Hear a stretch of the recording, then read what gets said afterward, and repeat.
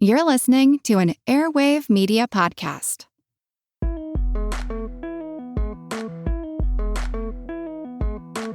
We just spent a month and change, exploring websites, exploring brands and gradients and logos and typefaces and, really finding the voice of the Biden campaign structurally and visually. Hi, everyone. I'm Amy Devers, and this is Clever. Today, I'm talking to Senior Creative Director of the Biden-Harris presidential campaign, Robyn Kanner. She and Deputy Design Director Carahna Magwood led a design team that effectively imbued the Biden-Harris ticket with an uplifting hopefulness that stressed reliability, inclusive values, and unification. The logo was strong, bold, and unified in a way that didn't break with tradition. And the rest of the communication signaled an attunement with multiple perspectives, generations, and pop culture. From the hot pink Biden and Lady Gaga promos, to the unifying red and blue blending into purple gradients, to the truth over lies message that quickly adapted to a truth over flies fly swatter after a fly parked itself on Mike Pence during a debate. The speedy response times indicated a youthful alacrity and modern mindset, while also lending credibility to the kind of swiftness that would be needed for our current crisis-stricken era. The bottles of hand sanitizer printed with Biden's COVID-19 plan signaled the seriousness of the pandemic and the creative adaptability needed to attack this complex social and public health problem. And the victory gradient felt like the dawn of a bright new day. Robyn's personal story is twisty and beautifully American. Largely self-taught, she fought hard to find her voice, identity, and tribe, and she's battled bullies, addiction, and self-doubt on her path to purpose. Hers is a story of acceptance, healing, hard work, creativity, collaboration, and community, and feels as bright and hopeful as a victory gradient. Here's Robyn.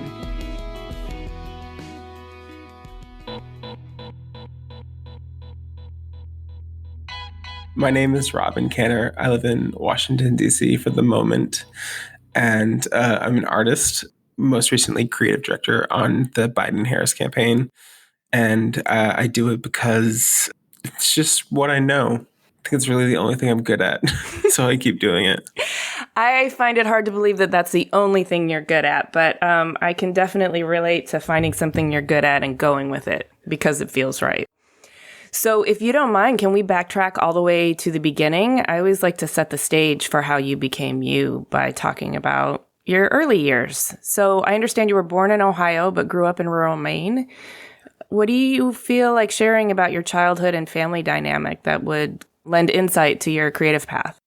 Yeah, I was born in Columbus, Ohio, and when I was about 2 years old, my dad took a week-long trip to Maine, and he wanted to leave Ohio, and my mom wanted to leave Ohio, and my mom was basically like, go to Maine for a weekend. If you get a job, we'll move. My dad went to Maine and got a job as an optometrist in this little town called Waterville, Maine. And we moved into a few different apartments when I got there. We labeled them by color. So I remember the greenhouse and the White House and the other greenhouse and everything except for the trailer we lived in for a year.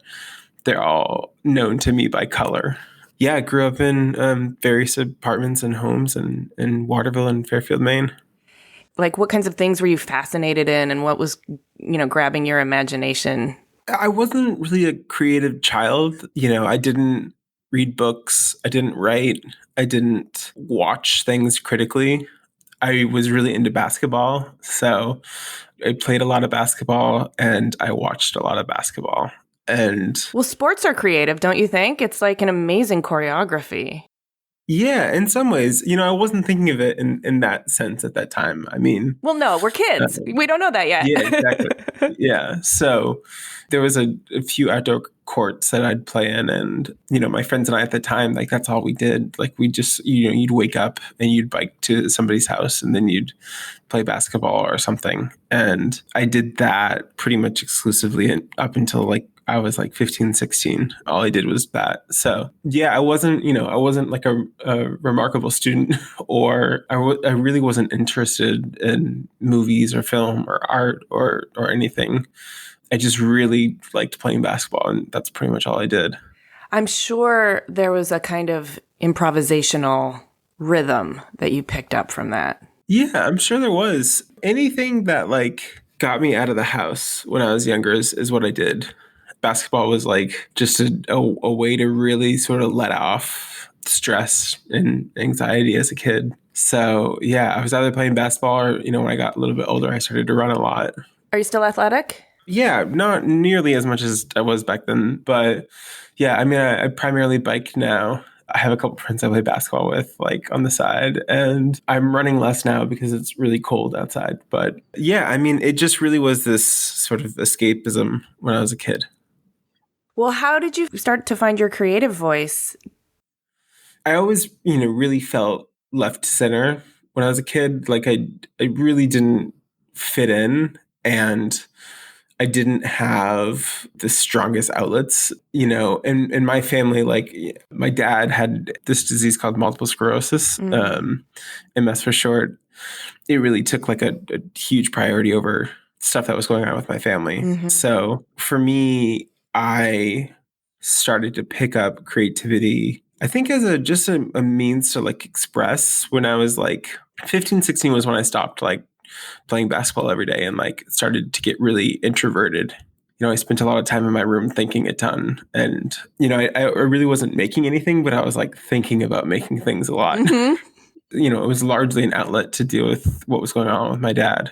Yeah, I can imagine that's a lot for a young mind, body, spirit to interpret and process as you're also trying to find yourself. So as you were thinking about making things a lot, what kinds of things were you thinking about making?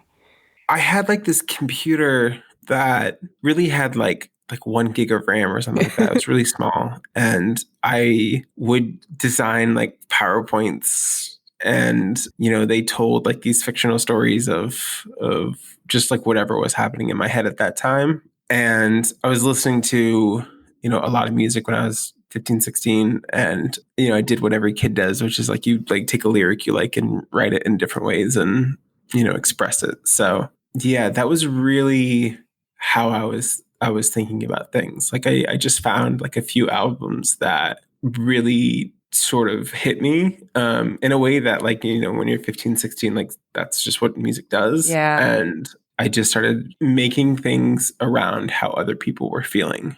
It really wasn't, it wasn't about me. It was just like something I related to. And so I think this is interesting just in a general humanities sense. Like nobody was pushing you in a creative direction and it wasn't really being put in front of you, but still like the soul searches for something to relate to. And it seems like you sort of started pulling at creative things because you could relate to it, or you needed to find that thing that resonated. Yeah, for sure. I mean, I think that like, growing up in rural Maine, like there wasn't a ton going on. Yeah. And music was, made in other places. So that's, largely what my connection was towards it, was just like, I'd read the liner notes and be like, X thing was recorded and mixed in California. And I'd be like, where the heck is California? And, I'd Google that and be like, oh, okay. Yeah. Like it gives you a window to the world too. Yeah. So then after high school, I read that you had a self-described kind of messy time, no linear path, let's say, towards the creative profession. Can you share with us about like those pivotal moments or those highlights between high school and what you're doing now? There really wasn't like nobody really took a bet on me. Like there was no chance of like massive success on my end, like I barely passed high school. Like I got like a C, I'm sure. I actually don't know, but I'm guessing I got like a C something. And I didn't really do schoolwork and I really wasn't interested in it. And I got a job baling hay for this farm in Clinton, Maine. And I did that for 3 years over the summers. And I liked that because it was like a way to get off stress, but it was also like this very masculine space that freaked me out a lot. Mm-hmm. Because of that sort of inherent masculinity that I had been projecting There was this thing where like all these, especially in a small town like Fairfield, like a lot of men who were fathers of other children assumed that because my dad was sick, I needed another father. And like they very much tried to parent me. I really resisted that. And I noticed it a lot when I was around, environments like I was baling hay with primarily men who are older, and like they would try to like show me the ropes of life. And I'd really reject that because to me, I had a dad, even if, he was sick. Was that sort of a territorial instinct? Was it almost defending your dad's honor in some way? Like, yeah, it very much was that. Yeah. Like, don't step in and replace. Like it bothered me that my dad was sick, but it also made things worse that people assumed that like he wasn't able to parent when like he was. I mean, it wasn't like a perfect job at parenting, but I don't think any father is perfect at parenting. But, my dad was very much mentally there, and these people acted like he was gone. I just really resented them for that.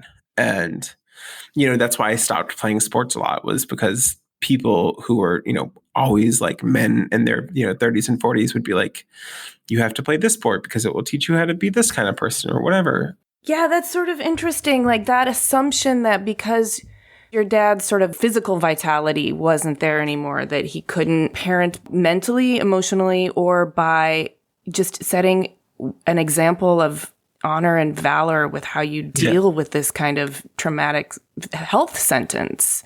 Yeah. Yeah, it was very much a thing. I just really rejected it. And what that meant for me was I spent a lot of time in my room alone thinking about things. Okay. But yeah, I mean, I eventually took this job at Wendy's. It sounds strange to say took this job as if like... You got recruited for it? And yeah, exactly. Yeah, no, I applied for a job at Wendy's.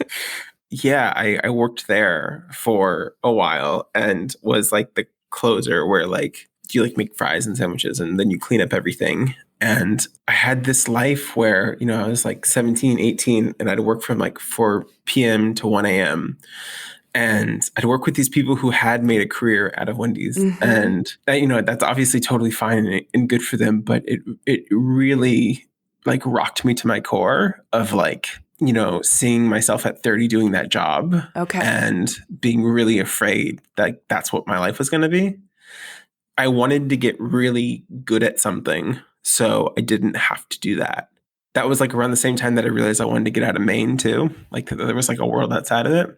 I basically like worked at this Wendy's from like 4 to 1 a.m. and would go home and I just sort of self-taught myself design for how to like use Photoshop or Illustrator or like what these basic principles were. And the real root of that was that I wanted to do something that everybody I worked with at a Wendy's couldn't do. And that is wrapped up in a ton of teenage angst and ego and frustration and total just resentment of self. Like it really didn't have to do with them. Mm-hmm. I mean, I hope they're all really good now. There's a spot in Maine called the Forks, which is like this place where you do pit parties, and pit parties in Maine is you go to a gravel pit and you get drunk. Mm-hmm. And one of my managers, like their, weekend ritual was like, go to the Forks, get really wasted, come back, work at Wendy's from Monday to Friday, go to the Forks, get wasted. I really resented that. And, I just didn't want my life to look like that. So, I got really okay at design and art and enough to like start to carve out like a little path for me. So your self-taught trajectory was sort of born out of a little bit of loathing and fear. Oh, yeah. But did you find solace in it at all? Eventually, not immediately. Okay. I mean, at first, making art was a means to get out of Maine. I just wanted out. It wasn't until much, much later that I actually found joy in making art. But for a really long time, it was just something that I felt like I needed to do because if I didn't, I was going to go work at that Wendy's again. So it was your ticket out. Yeah. It wasn't like a clear linear ticket out either. Like I went to this community college and, took a class in history and did really well in it. And even though I had basically like done below average work in high school because I had like gotten one good college grade, it like got me into this film school up in northern Maine. And basically like went there for a semester and flunked out. But before I could actually flunk out, I applied to a different school and like basically got in as like, yeah, film school's not for me. And I did get an A in this like one community college course. And I like very scrappingly got my way into like a university. Nice. Yeah, work in the system. Yeah, I mean, the system was like not designed for me. So like I needed to find different routes through it. Yeah. I get that. I can see you figuring out the machine and then starting to figure out where you needed to tinker with it to make it so that you could survive within it. You worked the system to get into a university. Catch me up. So I was at this university called University of Maine at Farmington. My dad had moved into a nursing home. The beginning of my second year, he passed away. Sorry. I think that when somebody dies close to you, there's this theology that it rocks you at that particular second. For me, it didn't, like, because there was so much of an anticipation of build up to his death that in some ways I was so emotionally ready for like the immediate moment at which it happened. But, I had zero tools for the longevity of what that would feel like. He passed away, and the next morning I showed up to class and was like, this is my first day as sophomore. And like, I was talking to what would become my sociology professor. And I was like, look, my dad just died last night, but if this class is really important, like I'd like to stay. And she's looking at me like, you have to go. I was like, oh, okay. When he passed, even though I was sort of starting to game the system a little bit in my life, like it really knocked me. Sure. That's when I started to drink a lot and develop some addictive qualities. Okay. Just misguided coping strategies? Yeah, I don't know if it was misguided. I mean, like, I showed up to a doctor's office and was like, I'm anxious. And they gave me Xanax. And I took a lot of Xanax. I would go to these parties and people would know that my dad had died. And they were like, have a drink. Yeah. So that's what I did. I mean, I'm not sure it was misguided as much as I was entirely guided into that path. Got it. Okay. So that was around when you were, 19, 20? 19, yeah. Heavy. Yeah, that's where things really started to kick off. 1920, I was full-blown Xanax addict. I started to make better art around that time too. Not coincidental, but like I started to really get invested in making work. And I felt like, for so long, with my dad being sick, like really took prominence over my life. And when he passed, I really just wanted to fill almost both of our lives up with work and sort of like do all the things that he talked about doing but wasn't able to accomplish. And I just started making a ton of work. And it was all like around identity and expression and power dynamics and, existential crises, basically. Okay. And what medium are you working in?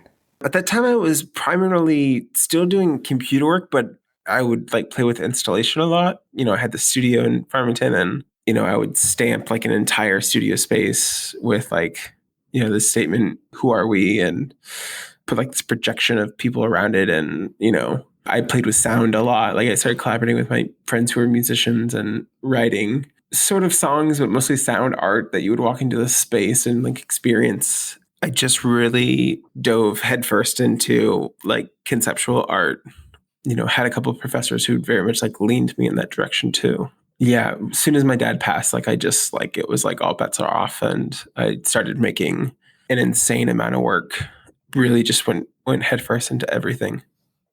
And did that feel like a career path for you, or just like a sort of need? It was definitely more of a need. I remember having this conversation with my mom right after I had dropped out of that, because I didn't actually finish that school. I dropped out. And it was like right after I dropped out, I was going to go on like tour. And tour in Maine meant like you would play like a week of shows down and back to New York. So like you would stop in New Hampshire, then you'd play in Vermont, then you'd play in Boston. And then like you'd play in upstate New York. Then if you were lucky, you did one New York City show, and then you would drive back to Maine. Mm-hmm. There was this band called Cambiata that my friends and I did. It was Sean, Miguel, Dan, Chris, and Stan. And my friend Noah and I basically did all the audio and art for it.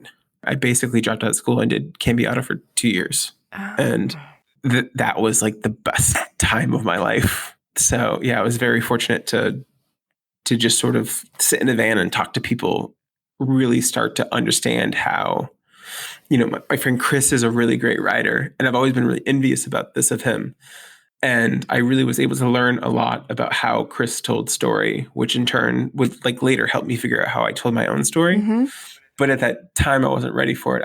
I really needed to watch Chris and Stan and Sean and Miguel and Dan tell stories. Yeah, you were sort of observing, soaking it up like a sponge, but you were also kind of experiencing freedom with a bit of a creative tribe, maybe. Maine had such an incredible music scene. And, if it wasn't Cambiata, like my friend Dean and I would be making things together. Or my friend Walter played in this band called Six Gig. And, Six Gig had like moderate success outside of Maine.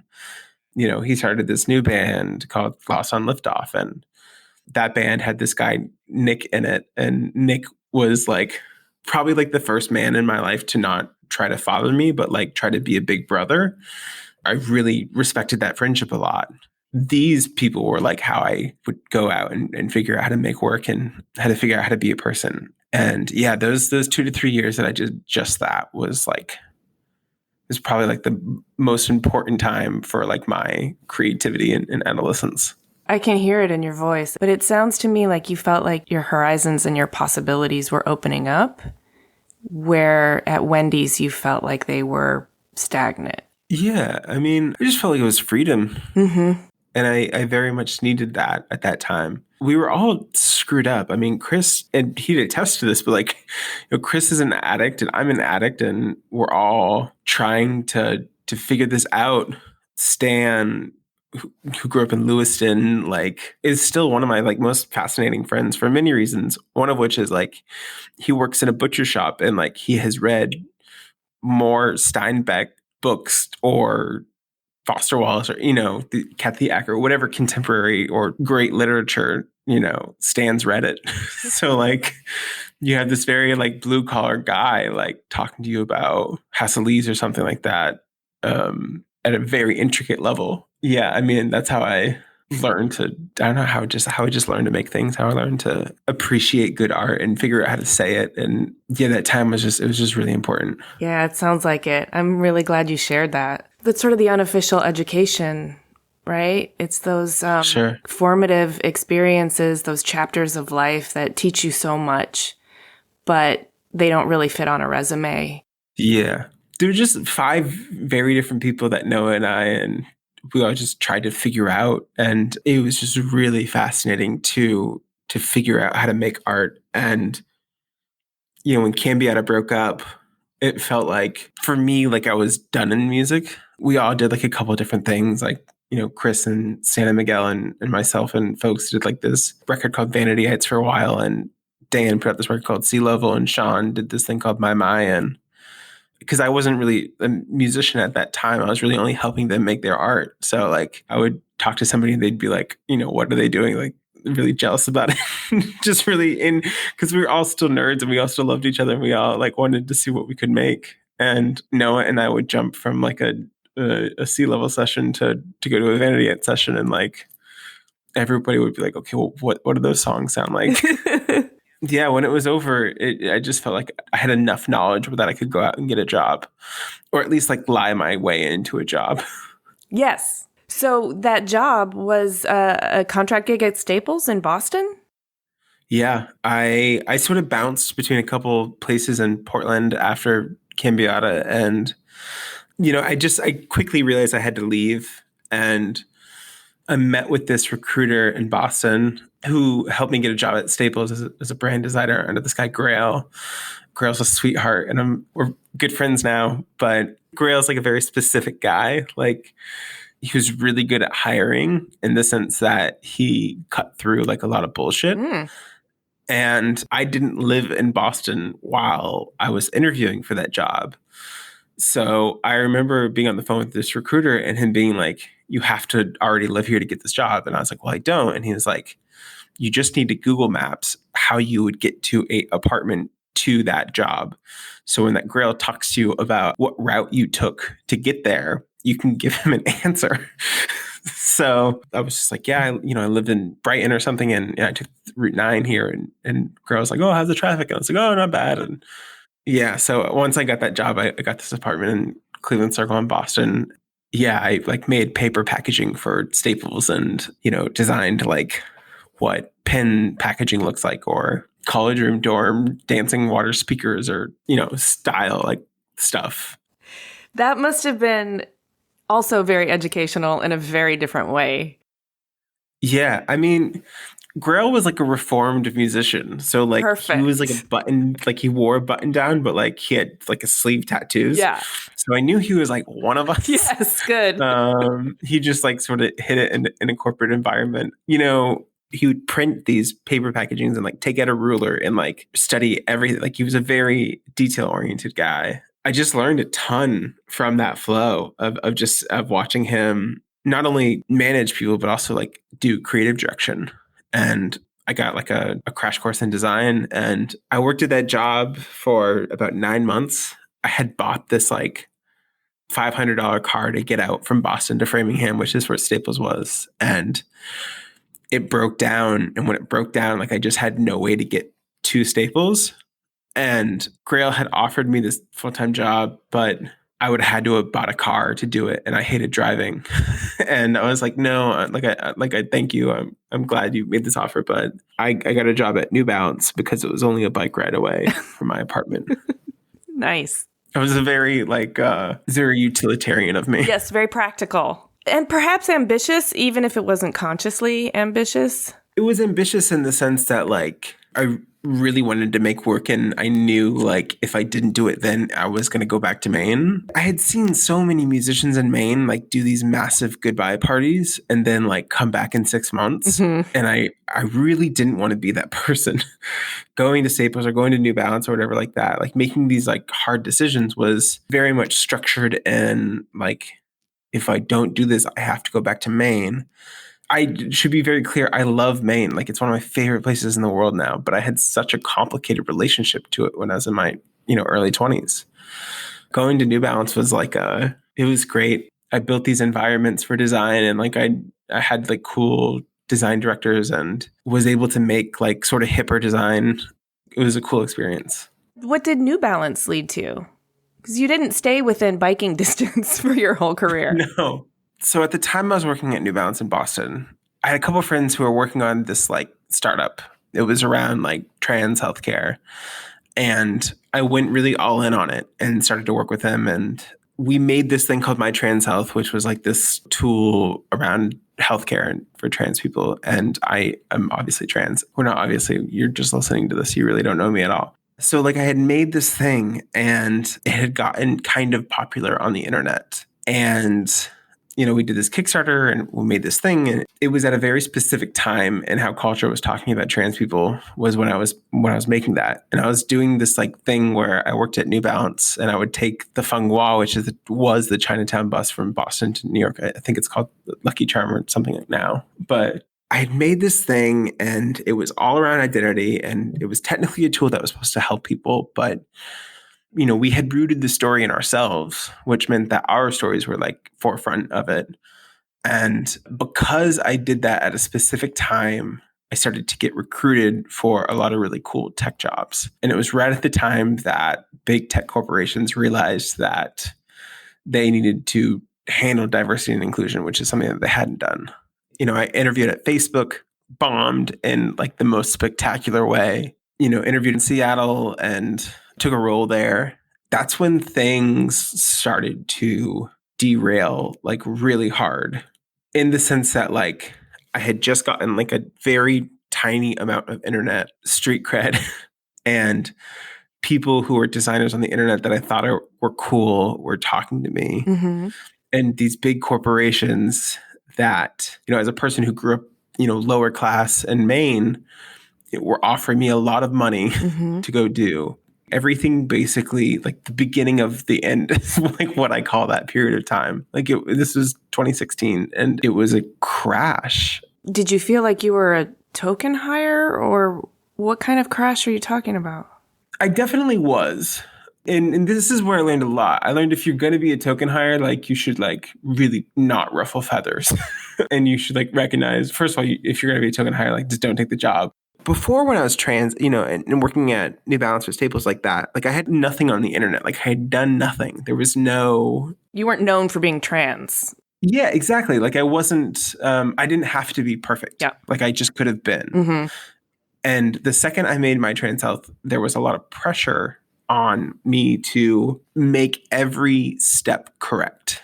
Like you had to be model trans. Like I had to be really perfect. Like, some people, were awkward around it, and then I would have to like make them not awkward. I had this person who I worked for who like had to help everybody feel comfortable with it. And that, like, the person I worked for was queer and like felt really good about himself for hiring me.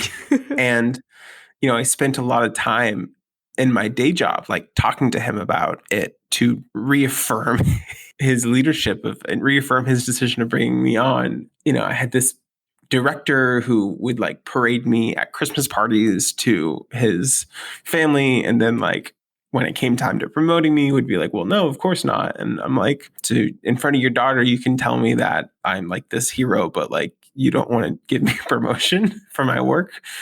It really freaked me out for many reasons. One of which is that I didn't know how to be perfect, but I had just gotten like a tiny bit of popularity on the internet for being perfect.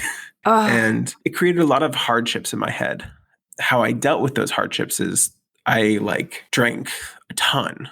In my early 20s, because things had gotten so rough on Xanax, I knew I couldn't have taken that, but I did drink a lot. And, it hit this point for me where I realized that like I had to leave Seattle because like there just wasn't space for me. It felt like every step I needed to take was perfect, and there was no way for me to take a perfect step anymore. And you felt painted into a corner. Yeah. And, I had this therapist who I was trying to process everything with my dad, and every step felt wrong. And I felt like I had gotten really far away from talking about art in a van with musicians. Yeah. And I can imagine that you're also, if things are on the outside looking like they're going well, like you have this well-paid position at a really established corporation, you might be telling yourself like, what's wrong with me? This should be good. I should be happy. Yeah. I had this therapist who prescribed me SSRIs. I took them to level me out because I was on such a high-low trajectory of daily life. I had basically like accidentally skipped a dose, and one day like decided like I was going to like leave Seattle, give my dog to a friend, and move to New York.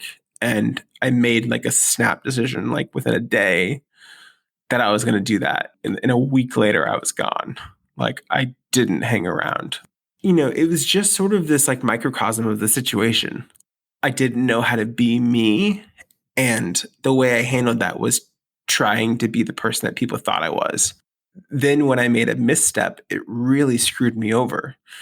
I didn't know how to handle that. So I left Seattle and moved to New York, and I get a job. I'm just like an emotional wreck where like my ego is all over the place. And, on one hand being told that like I'm this like pristine model trans woman. And on the other hand, I was wasted every day.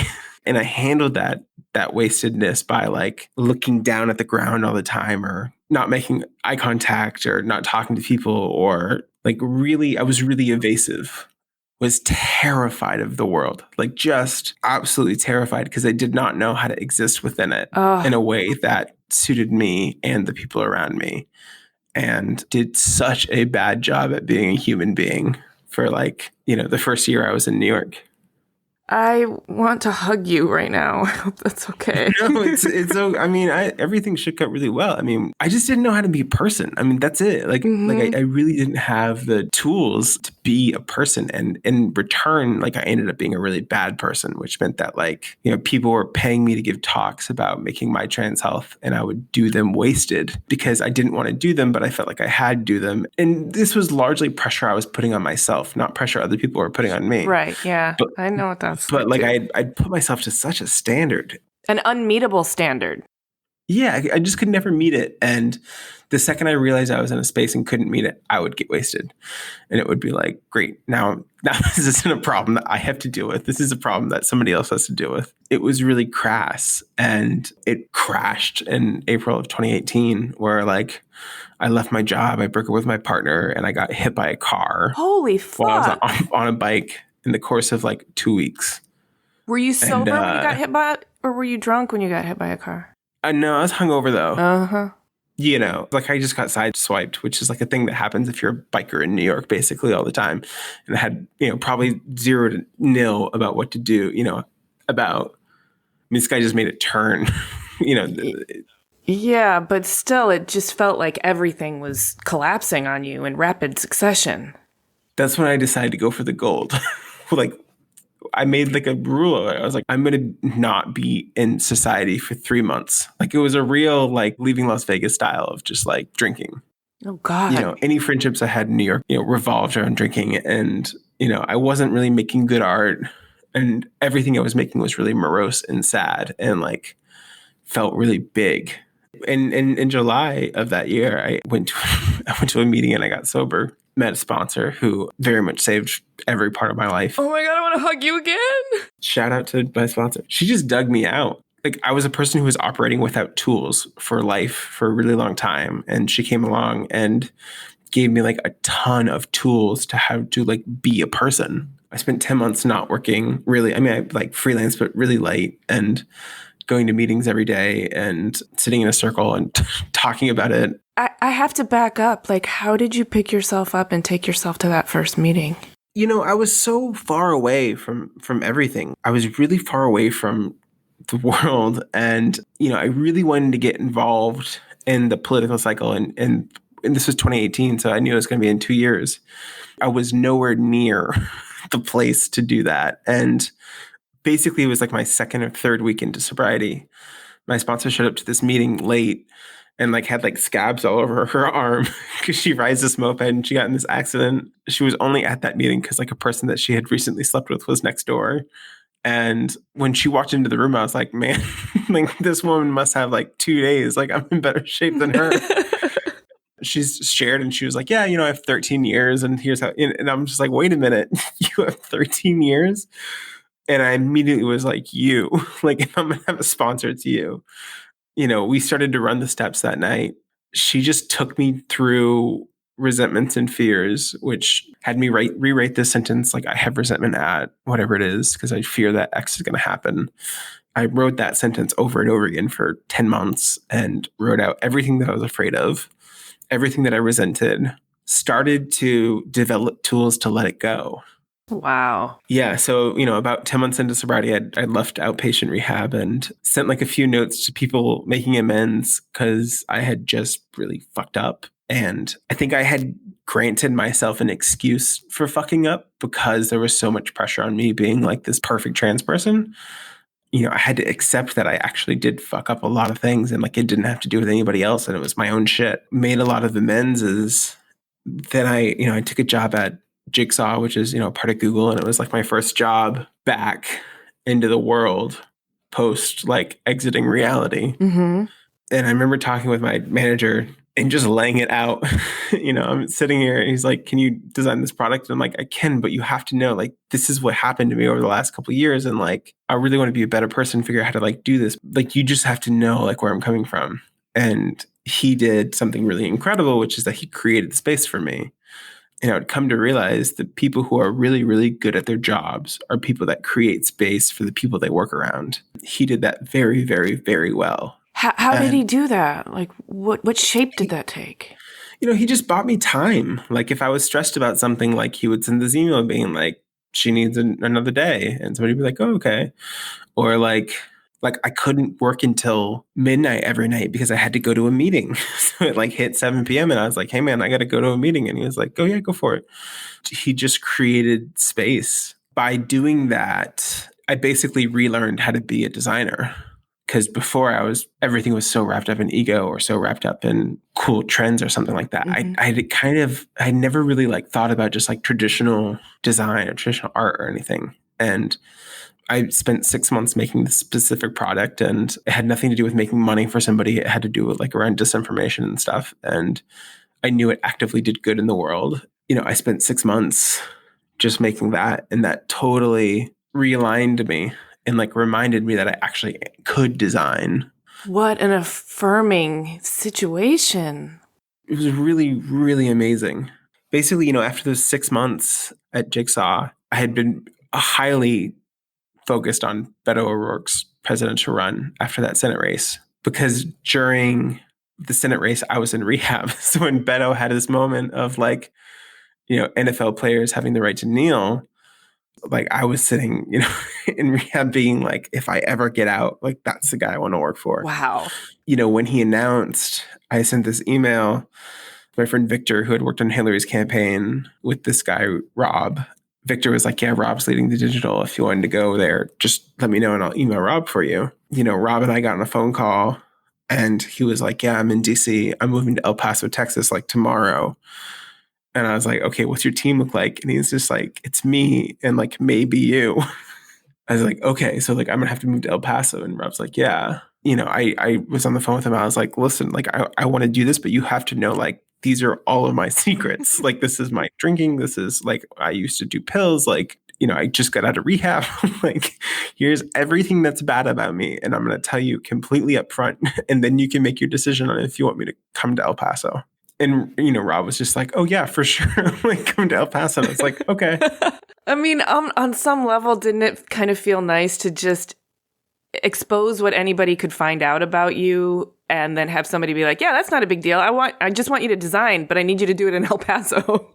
Yeah. Because I had been so scrappy about everything in my entire life. Like, I had totally been trying to work around systems. And, like, I'd spent so much time trying to go around things. And when I got sober, like a big thing about sobriety is like being completely honest with yourself and trusting like a higher power. And because things had gone so well at Jigsaw, when I was very truthful, like I was like, I just want to start this one in that same honesty. And I was like, here's everything. And, in Rob's perspective, he's thinking like, wow, this person used to work at Google and, has art shown in these galleries, wants to do this. Like, yeah, I'm going to take her on.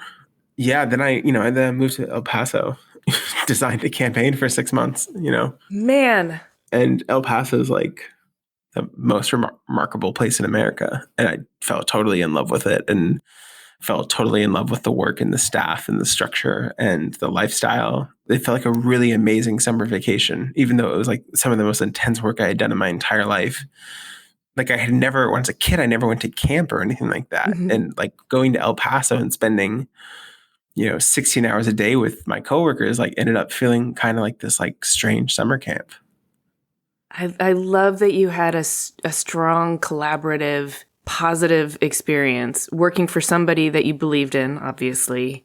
Can you paint a little bit more of that picture of what you fell in love with about El Paso?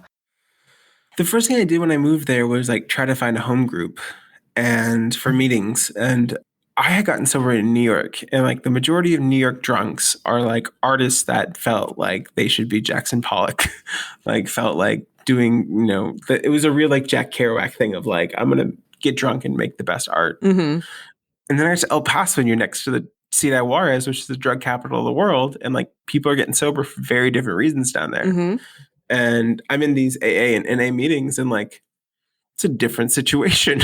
Like these are people who like, really had to like, sobriety was more about just like wanting to make good art. It was about like a life or death situation. And I fell in love with the conversations, and I fell in love with the people, and I fell in love with the sky. Like El Paso like has the best sunset and the best sky like in the world. Like it's beautiful. The saturation of a sunset in El Paso is like uncanny. It's stunning. I had been there for about a month when there was a mass shooting at the Walmart in Cielo Vista, which is like about like a mile from where HQ was. And that shooting was a very intense experience. And, what I remember the most from it is how El Paso came together as a community. And you would see El Paso strong everywhere. And the week from when that happened to the following weekend, like I only worked. Like it was like either you were, rushing to get blood or rushing to help people in the community out. Whatever you were doing, like you weren't, the only thing that we as a staff was doing was working. And, I remember the first time I went to a meeting after that experience, like I was in an Uber to like, cause all the El Paso meetings are like 5 miles away from downtown. And, I was in this Uber and this guy was just kind of like, what are you doing in the city, et cetera. And, like he's like writing down his phone number. He's like, thank you so much for, your work. Like if you ever need to get from place A to B, like just call me. And it was just a community that came together really strong and responded to the moment. That was the moment, for me where like joining a campaign and doing political work was like all the shit about me was gone. It was just like, I'm doing this and this is for the country and the way bigger purpose than just me feeling like an afraid, egotistical burnout, which was like the reason why I was making art for 10 years was that. And, the shooting happened and it totally just changed everything. And it was one of the hardest things that I witnessed. But at the same time, seeing El Paso come together created so much love for me in that place. Yeah. And also you're witnessing it with clear eyes. Yeah. There was no evasion of reality. Yeah. Like, there's this restaurant in El Paso called Tabla. This guy, Kenny, who works there. And I would see Kenny every night. And he knew I didn't drink, but he would always like give me a Topo Chico and like we would talk. And like, Kenny was the best and still is the best. Him and I still talk. But like that's the reason why I loved El Paso. When our campaign ended, I just felt like, the job wasn't finished. I made a mission to finish the job and, went to the Biden campaign and did just that. Well, I love that you fell in love with El Paso for the people and for the skies. And I think those... Yeah, the sunsets really... That's where the gradients come from. Yes. If you I was going to ask you about gradients. Yeah, if you look at the sky in El Paso, they'll give you the greatest gradients of all time.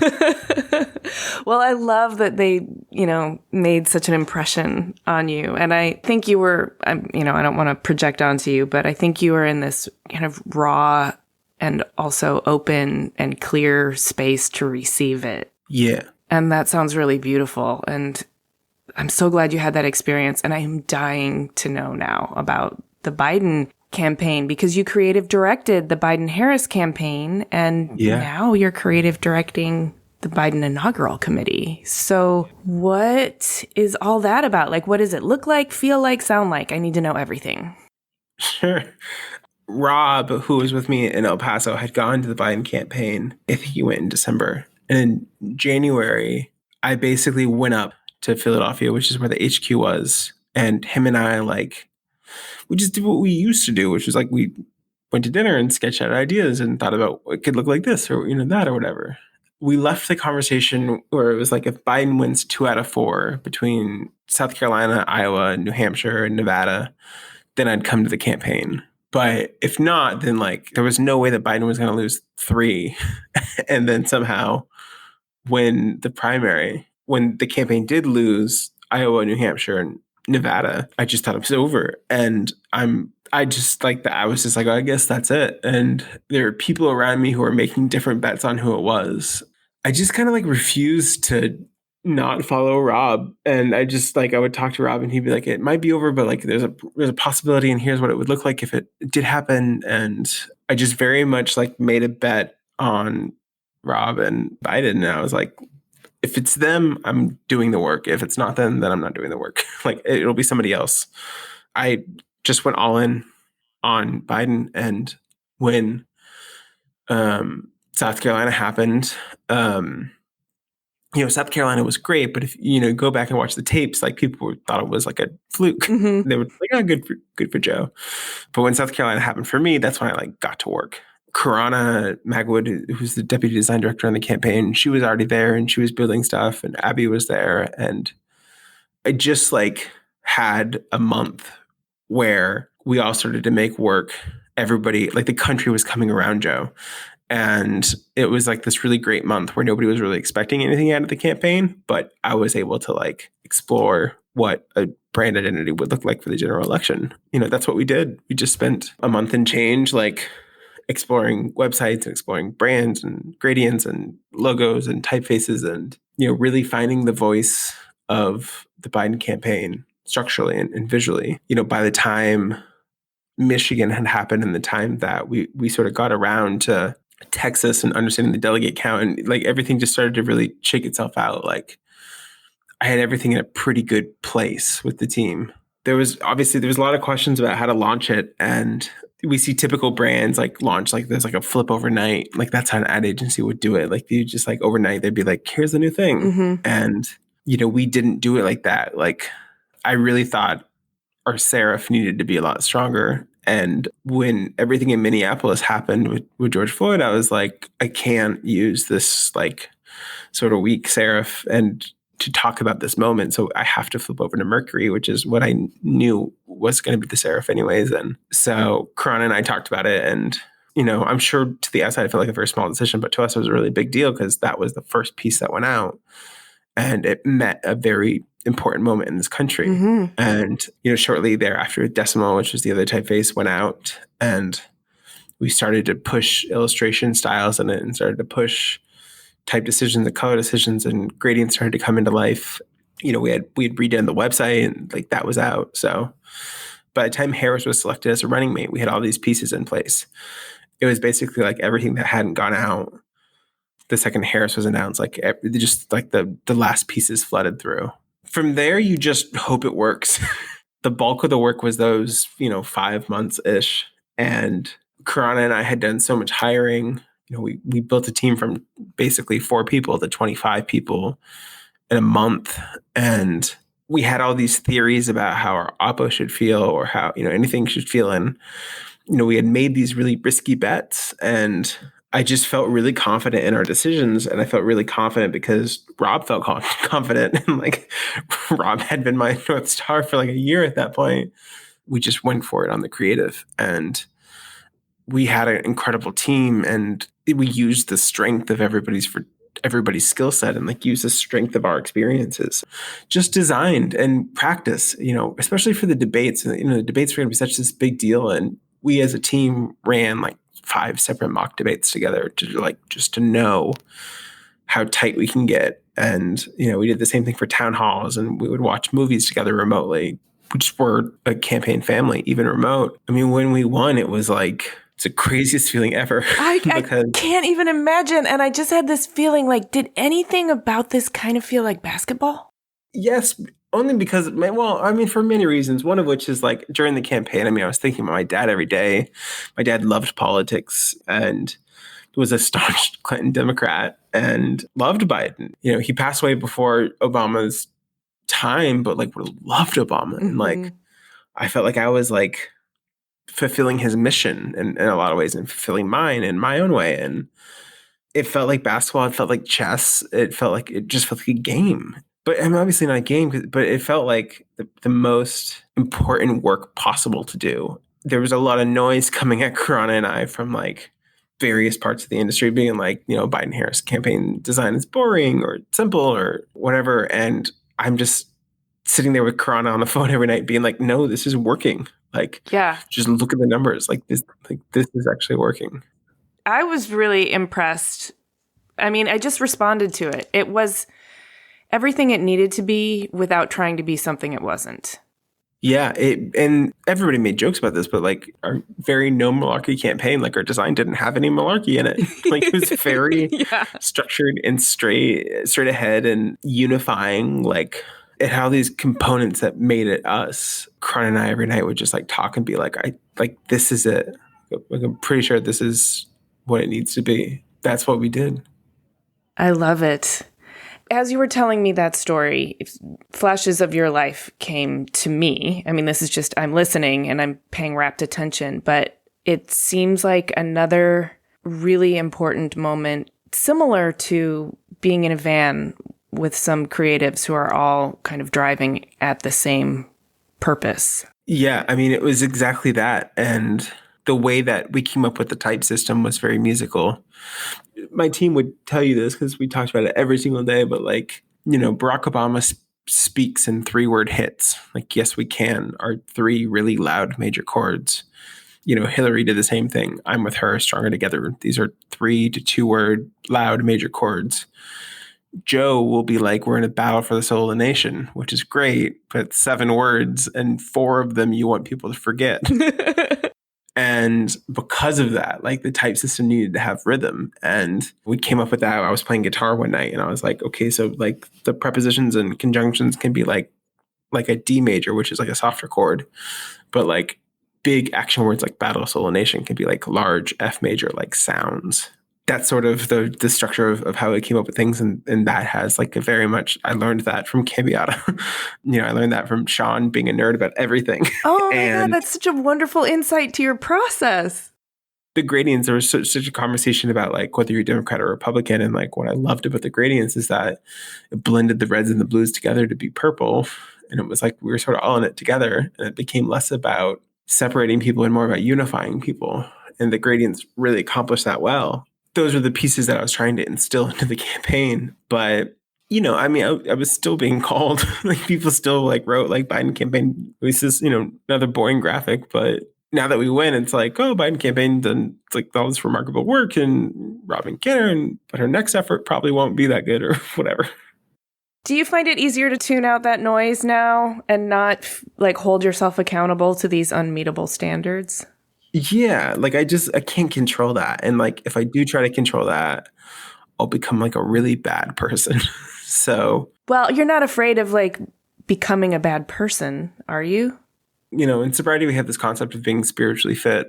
And like being spiritually fit, I think on some level comes down to like being a solid person. And one of the hardest things I had on a campaign, especially the one that we just had, was like, so much about sobriety is about giving yourself up to God or a higher power and working under him for him. When you're in a campaign, you have a lot of power and it can be hard to reckon with God and hard to relinquish your power in relationship to a higher power in that work because you're doing such important work. And like, this isn't like before when I had like ego working at a tech company. This is like lives. I had a lot of reckonings with God and how I understand him and how I understand the world through the campaign work because, I had gotten sober on this idea that I am just a person who works under God and my higher power. And then all of a sudden I had been given a lot of power. That was the stuff that I found just sort of interesting to wrestle with through the work. It's like you've been given a sharp tool and you have to trust yourself to wield it for the greater good. Pretty much. I mean, you just like call my sponsor all the time being like, I think I'm in the right pocket here, but like, I might be off. And, because of COVID, I wasn't in my normal routine, which is like go to in-person meetings and sit in a circle. I was like on these Zoom meetings, which like technically anonymous, but like are really easy to break anonymity. So like I ended up listening to like a lot of meetings while I was working and I just had to like really have a solid, firm relationship with sobriety and with a God in order to do this work really well. I leaned on it really heavy when I felt like I was just starting to lose control a little bit, especially that last month. I mean, that last month was like the craziest month of my life. But I had a team of 25 and we, Carahna and I were trying to build this thing and we had like 10 different teams that we were supporting. And once you get through like the actual work, then you have to just make sure like the sociology of it works. And once you get through all that, I just felt really confident in the decisions that we were making, even if there was like some noise being like, these decisions are wrong.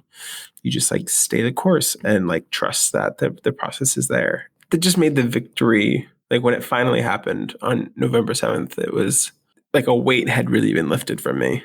I think pretty much everybody else on the campaign too. And a lot of people out in the world too. Yeah. I mean.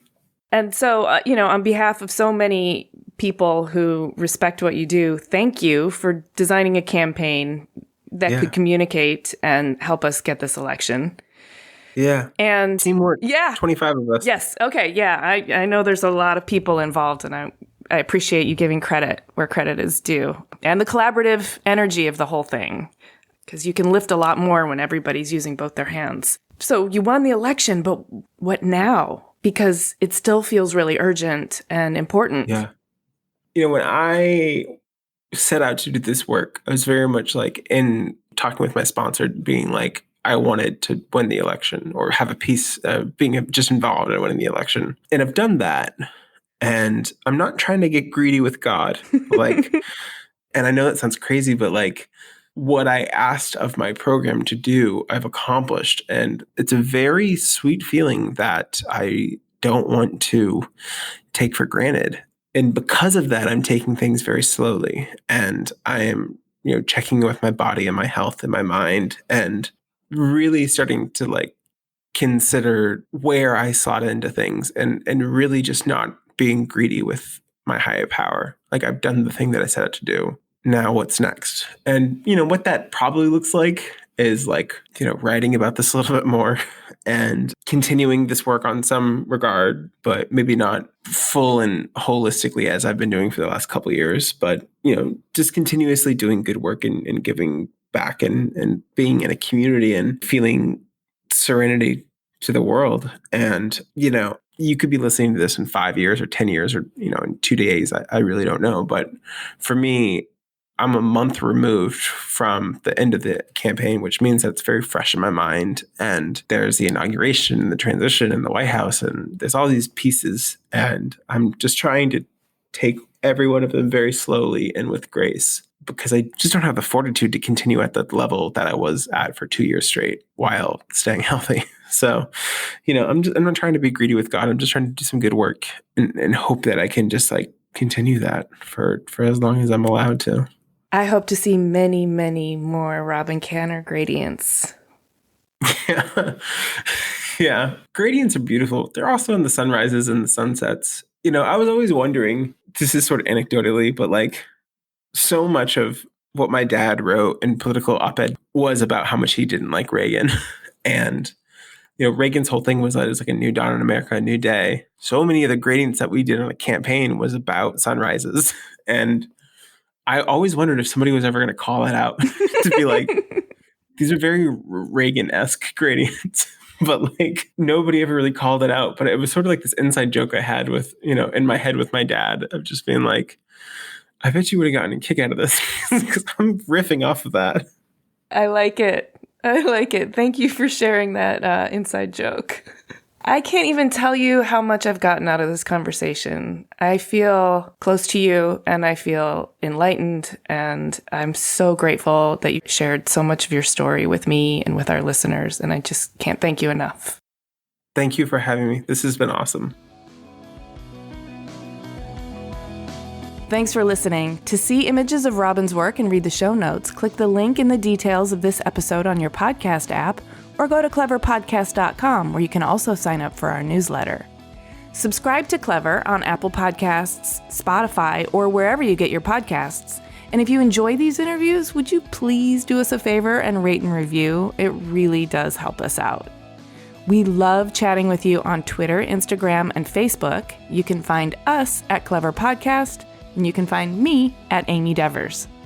Clever is produced by 2VDE Media with editing by Rich Straffolino, production assistance from Laura Jaramillo, and music by L1011. Clever is proudly distributed by Design Milk.